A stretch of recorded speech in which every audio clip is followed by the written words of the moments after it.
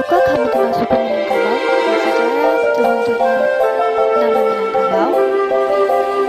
Minangkabau merupakan suku yang berasal dari Sumatera Barat.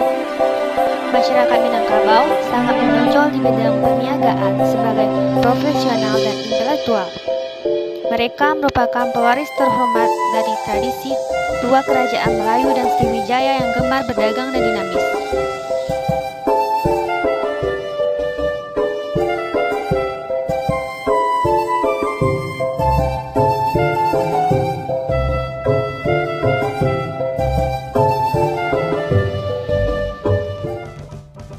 Asal-usul Minangkabau. Menurut Tambo, sistem adat Minangkabau pertama kali dicetuskan oleh dua orang bersaudara, yaitu Datuk Katumanggungan dan Datuk Perpatih Nusa Batang. Datuk Katumanggungan mewariskan sistem adat Koto Piliang yang aristokratis, sedangkan Datuk Perpatih mewariskan sistem adat Bodi Cenego yang egaliter dalam menjalankannya. Dua sistem adat yang dikenal dengan keselarasannya ini saling isi-mengisi dan membentuk sistem masyarakat Minangkabau. Dalam masyarakat Minangkabau ada 3 pilar yang membangun dan menjaga keutuhan budaya serta adat istiadat. Mereka adalah alim ulama, cerdik pandai, dan didik mama yang dikenal dengan istilah Tungku Tiga Sajarangan. Ketiganya saling melengkapi dan bahu-membahu dalam posisi yang sama tingginya. Dalam masyarakat Minangkabau yang demokratis yang egaliter, semua urusan masyarakat dimusyawarahkan oleh ketiga unsur itu secara mufakat. Nama Minangkabau sendiri berasal dari kata Manang yang berarti menang dan Kabau yang berarti kerbau. Nama itu diketahui dari sejarah yang ditulis di dalam Tambo. Awal kisahnya, pada saat kerajaan Pagaruyung yang dipimpin Raja Aditya Warman akan ditaklukkan oleh pasukan Majapahit. Untuk mencegah pertempuran tersebut, penasehat raja mengusulkan adu kerbau sebagai pengganti peperangan. Di mana, jika kerbau dari pihak raja yang kalah, maka kerajaan akan diserahkan kepada pasukan Majapahit. Sebaliknya, jika menang, pasukan Majapahit diminta untuk kembali ke Jawa. Akhirnya usulan tersebut disetujui oleh pasukan Majapahit.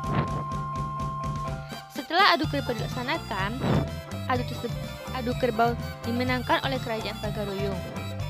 Kemenangan tersebut pada akhirnya menginspirasi masyarakat memakai nama Minangkabau, kata yang berasal dari ujaran menang kerbau yang artinya kerbaulah yang menang. Untuk mengenang kemenangan tersebut, masyarakat membuat sebuah rangkiang atau rumah gadang yang atapnya menyerupai bentuk tanduk kerbau. Dalam hikayat tertulis bahwa kemenangan adu kerbau tersebut menjadikan kawasan yang sebelumnya bernama Pariangan menjadi Minangkabau. Matrilinear di Minangkabau. Matrilinear merupakan salah satu aspek utama dalam mendefinisikan identitas masyarakat Minang. Adat dan budaya mereka menempatkan pihak perempuan bertindak sebagai pewaris harta pusaka dan kekerabatan. Garis keturunan dirujuk kepada ibu yang dikenal dengan Sumande atau si ibu, sedangkan ayah mereka disebut oleh masyarakat dengan nama Sumando atau ipar dan diperlakukan sebagai tamu dalam keluarga. Salah satu ciri matrilineal Minangkabau adalah garis keturunan yang ditarik berdasarkan garis ibu yang secara lebih luas kemudian membentuk kelompok kaum atau lineages dan suku atau clans. Dan penguasaan harta pusaka ada di tangan kaum ibu yang dipimpin oleh seorang wanita senior yang disebut Bundo Kandung. Rumah adat Minangkabau. Rumah adat Minangkabau disebut dengan rumah gadang yang biasanya dibangun di atas sebidang tanah milik keluarga induk dalam secara turun-temurun. Rumah adat ini dibuat berbentuk 4 persegi panjang dan dibagi atas 2 bagian, depan dan belakang. Umumnya berbahan kayu dan sepintas kelihatan seperti bentuk rumah panggung dengan atap yang khas, yaitu menonjol seperti tanduk kerbau yang biasanya disebut dengan gonjong.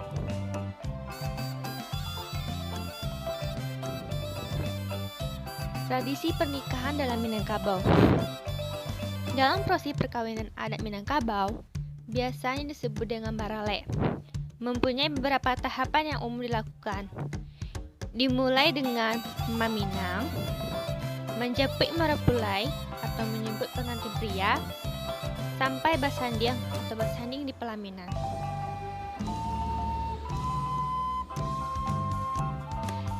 Silet.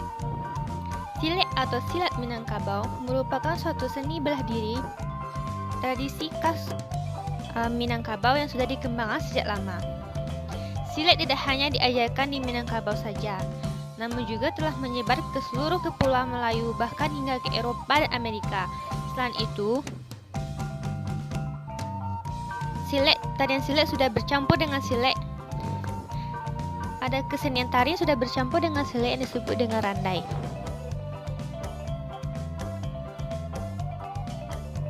Tari tradisional Minangkabau. Masyarakat Minangkabau memiliki berbagai macam atraksi dan kesenian, seperti tari-tarian yang bisa ditampilkan dalam pesta adat maupun perkawinan. Tari-tarian tersebut misalnya tari persambahan yang merupakan tari yang dimainkan sebagai ucapan selamat datang ataupun ungkapan rasa hormat kepada tamu istimewa yang baru saja sampai. Juga tari piring merupakan bentuk tarian dengan gerak cepat dari para penarinya sambil memegang piring dan pada telapak tangan masing-masing yang iringi dengan lagu yang dimainkan oleh talempong dan salung.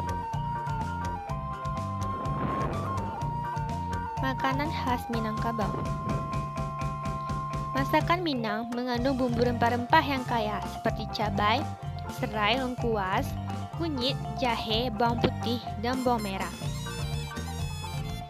Beberapa di antaranya memiliki aroma yang sangat kuat sehingga tidak mengherankan jika pada masakan Minangkabau dapat bertahan dalam waktu yang cukup lama. Pada hari-hari tertentu, masakan yang dihidangkan di Minangkabau banyak yang berbahan dasar utama daging seperti daging sapi, daging kambing, dan daging ayam.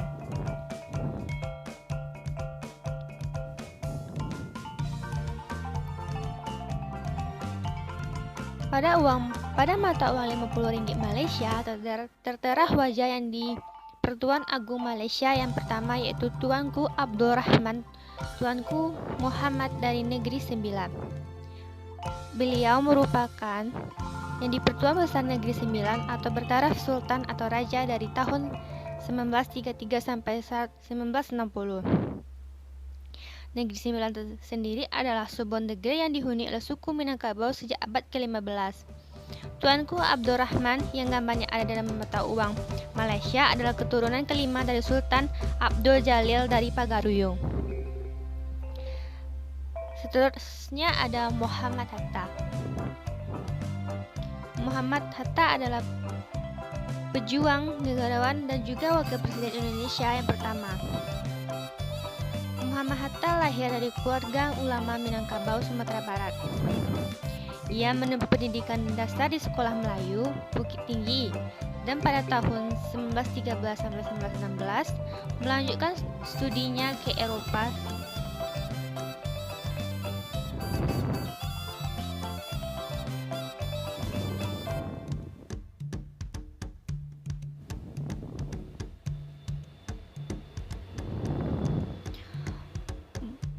Muhammad Hatta merupakan keturunan asli Minangkabau yang telah dikenal oleh dunia sebagai tokoh Indonesia. Pacu Jawi. Pacu Jawi merupakan salah satu permainan tradisi Minangkabau. Kegiatan ini pada awalnya dilaksanakan di antara masa panen dan masa tanam padi tiba. Joki Jawi hanya menggunakan alat bajak yang terbuat dari bambu sebagai pijakan sambil memegang tali kekang. Yang unik dari acara Pacu Jawi ini, sesekali joki menggigit ekor sapi agar melaju lurus dan cepat.